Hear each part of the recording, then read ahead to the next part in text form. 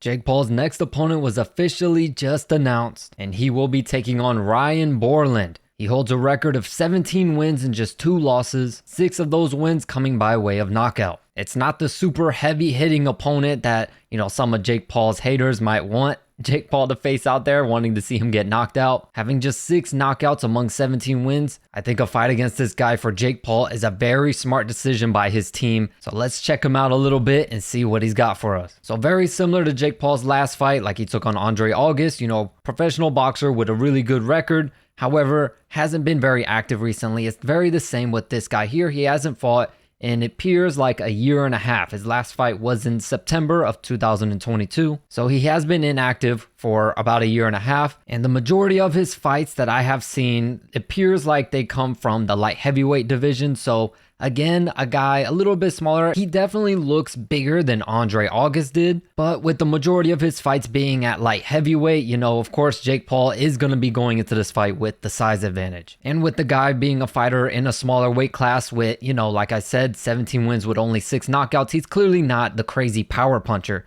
So if there's going to be a knockout in this fight, I would lean more towards Jake. He's more notable for his power, and he's just naturally more of a cruiserweight. His record also, just like Andre August, looks a little bit suspect in my opinion, which is, right up Jake Paul's alley. They're getting these guys that look really, really good on paper, but then when you actually look into them and do a little bit of research, you kind of learn a little bit more about them and learn more as to why they made the decision in choosing this person as his next opponent, which is no knock on Jake because look, at the end of the day, he wants to be a professional boxer. He's trying to grow himself. This is the right way to do it. The regular public out there, of course, they're going to shit on him for it. But for the most part, this guy has fought, a lot of journeymen, of course, fighting on the local scene. That's just how it's going to be.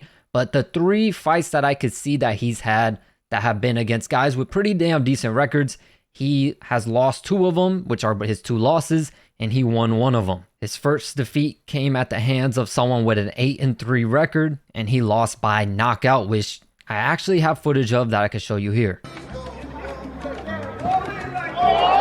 And there it is, indicator number 2 as to why he will be Jake Paul's opponent. He is very susceptible to that overhand right, Jake Paul's most dangerous weapon by far. Going into looking at this footage, I was like, all right, I wouldn't be surprised if the right hand is the thing that knocks him out, and lo and behold, it is the overhand right, Jake Paul's specialty. His other loss came via majority decision to a guy who was 18-3, a fairly decent record, but his one win was a win by majority decision against a guy who was 19-4. Other than that, all of his other wins are against guys who were at pretty 50-50 in their careers or, had a lot of losses to very few wins. So if you really look deep into his actual record and who he has fought, it's not all that good, but in all honesty, this is the type of opponent Jake Paul should probably be facing at this point in his career. So it's really not unexpected. However, a good thing is his last win was a knockout victory. It was against a guy who was 4-6, but he did win via knockout in the 5th round. In my personal opinion, I think this is just another good opponent for Jake Paul to show off his skills and